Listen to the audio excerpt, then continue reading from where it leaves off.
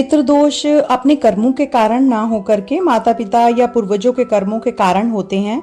यह दोष जातक के जन्म कुंडली में विद्यमान होता है, जबकि कर्म जन्म के बाद ही बनते हैं। पितृदोष ऐसा दोष है जिसके कारण समझ में नहीं आता कि जन्म पत्री में पितृदोष शुभ दशा होने पर भी शुभ फल प्राप्त नहीं दे रहा है और घर में कलेश, अशांति, धन की कमी, बीमारी लगना, धन का संचय ना होना, अगर धन का संचय होता भी है तो उसका उपयोग गलत चीजों में हो जाता है, बीमारियों में पैसा लग जाता है, संतान नहीं होती है, मन परेशान रहता है, चिड़चिड़ा माहौल रहता है, अशांति का माहौल रहता है घर में। लाइफ में कुछ भी अचीव नहीं हो पाता। जितना आप किसी चीज के पीछे भागते हैं वो चीज आपको उतना ही तरसाने लगती है। दोस्तों, एक तरीके से पितृदोष हमारे पूर्वजों द्वारा दिए गए, हमारे बड़े बुजुर्गों द्वारा दिया गए एक तरीके से श्राप होता है। वो ये उनका, क्योंकि ये मानना होता है कि जो हमारा खून है, जो हमारे बच्चे हैं, वो ही हमें भूल गए हैं, वो ही हमको खाना नहीं दे रहे हैं या वो ही हमको जलपान नहीं करवा रहे हैं, उसकी वजह से यह दोष हमको लग जाता है। नमस्कार दोस्तों, स्वागत है आपका अपने चैनल ज्योति ज्योत में।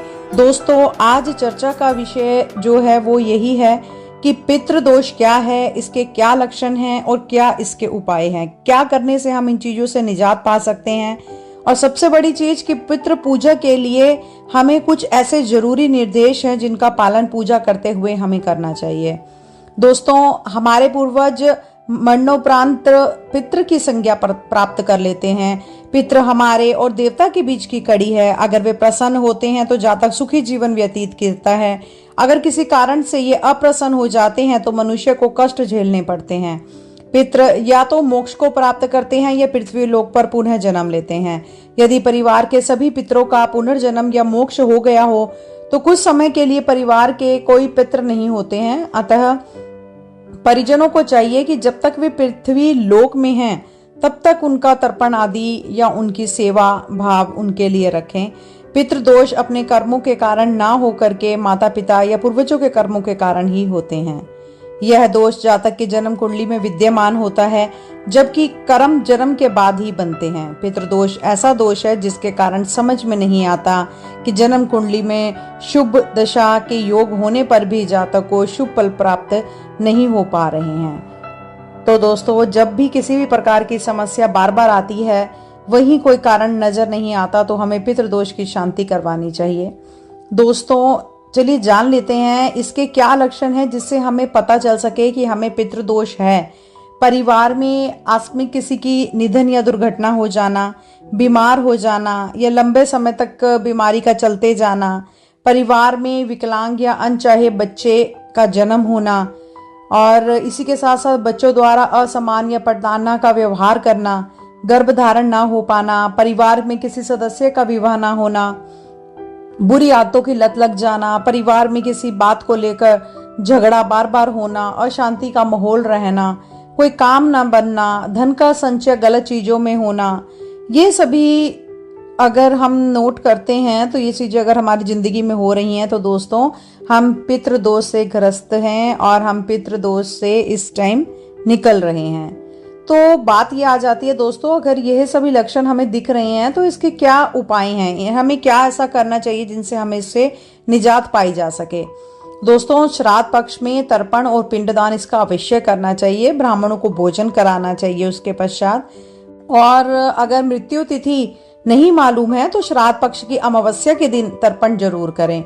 सोमवती अमावस को पितृ भोग दें, गोबर के कंडे जलाकर उस पर घी की आहुति दें, सूर्य उदय के समय भास्कर को जल अर्पित करें, सूर्य देव की पूजा करें, गायत्री मंत्र का जाप करें, पीपल के पेड़ पर जल, फूल, दूध, काले तिल चढ़ाकर पूर्वजों को याद करें, क्योंकि ऐसा माना जाता है कि पीपल के पेड़ की पूजा करने से भी हमारे पितृ शांत होते हैं।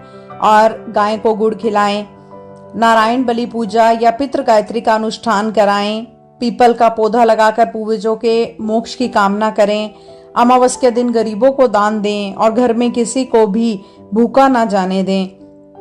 पितृदोष के जो निवारण का मंत्र है वो ओम सर्व पितृ देवभ्ये नमः, प्रथम पितृ नारायणे नमः, नमो भगवते वासुदेवाय नमः है। आप इसका भी जाप कर सकते हैं। सोमवार को आग के पुष्प से महादेव की पूजा करें और मंगल यंत्र को स्थापित करें, उसकी पूजा करें। 5 मुखी रुद्राक्ष आप अवश्य धारण करें। घर में दक्षिण दिशा की दीवार पर अपने पूर्वजों का माला सहित एक चित्र लगाएं, सुंदर सा मुस्कुराता हुआ, और शिवलिंग पर जल चढ़ाएं और महामृत्युंजय मंत्र का जाप करें। अगर आप यही सब करते भी हैं तो आपको काफी हद तक जो है वो पितृदोष से शांति मिलेगी, आपके घर का माहौल बदलेगा, आपका जीवन में उन्नति होगी। इसी के साथ साथ दोस्तों, जब हम पितृदोष की पूजा कर रहे होते हैं या पितृ पूजा कर रहे होते हैं तो हमें कुछ आवश्यक निर्देशों को हमें ध्यान में रखना चाहिए। पितरों को नॉनवेज भोजन अर्पित बिल्कुल ना करें। पूजा के दिन मांस का सेवन बिल्कुल ना करें। पितृ पूजा में स्टील, लोहा, प्लास्टिक या शीशे के बर्तन का प्रयोग आप बिल्कुल ना करें। पितृ पूजा करने वाले व्यक्ति की पूजा में व्यवधान ना डालें, किसी भी तरह का उनको रोक टोक ना करें, ये ऐसा कर लें वैसा कर लें। आप जैसा पूजा वो कर रहे हैं उनको आप करने दीजिए। बुजुर्गों का सम्मान करें और पितृ पूजा में बिल्कुल भी जो है वो घंटी नहीं बजानी चाहिए। पितरों के नियमित किए जाने वाले गोदान से पितृ तृप्त होते हैं। पितृ कर्म हेतु वर्ष में 12 मृत्यु तिथि, 12 अमावस्या, 12 पूर्णिमा, 12 संक्रांति और 12 वेद्री और 24 एकादशी व श्राद्ध के 15 दिन मिलाकर 99 दिन होते हैं। तो दोस्तों, आप इन दिनों में पूजा आराधना अच्छे से करें, उनका आशीर्वाद लें, अपनी जिंदगी में बदलाव लाएं, क्योंकि अगर पितृ हमारे देवता समान हो जाते हैं, वो हमारे देव बन जाते हैं। अगर आप अपने पितृ देवों को प्रसन्न रखेंगे, उनका आशीर्वाद हम पे बनेगा, इससे हम अपने जीवन में उन्नति पाएंगे, आगे आगे बढ़ेंगे जीवन।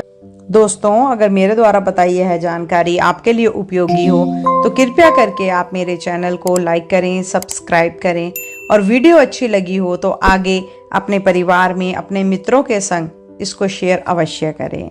चलिए दोस्तों, मिलते हैं नई वीडियो के साथ, नई जानकारी के साथ अगली वीडियो में। जब तक के लिए धन्यवाद।